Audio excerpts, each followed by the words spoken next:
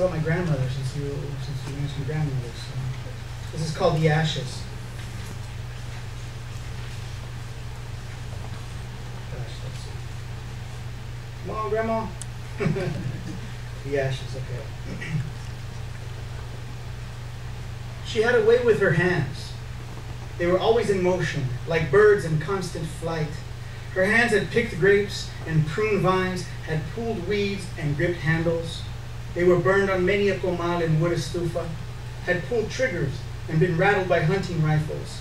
They had been used to plant gardens and slap the disrespect out of any child. Back in the early 40s, her hands were used to shield her from rocks thrown by the white boys of her South Texas youth, and in the 60s used again for the same purpose in the fields of California and Wyoming. By the time the 80s rolled around, her hands had accumulated callus leather, at least an inch thick from fingertip to palm. And even with all this, my grandmother still managed to take care of us when my father split and didn't tell a soul where he was going. She took Mom and me in. Most days when my mother worked, I stayed home with my grandmother, sedated by marathons of MASH and the guiding light.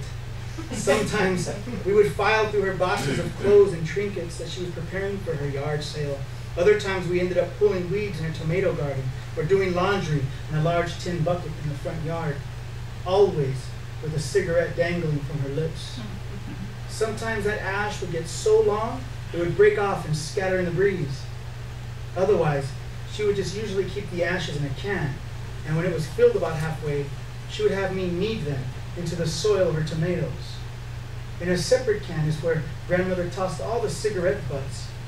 And when she had a good collection of the cigarette butts, she would boil them in a large pot, and the entire house would fill with the stink that took weeks to settle. When the concoction cooled, she would take out the butts, fill a spray bottle with the liquid, and use it as a pesticide for her garden. My grandmother never used an ashtray. That would just be too easy. Instead, she dropped the ashes right in the palm of her hand. And then, once they gathered into a small mound, she would tell me to open my mouth, and she would feed them to me.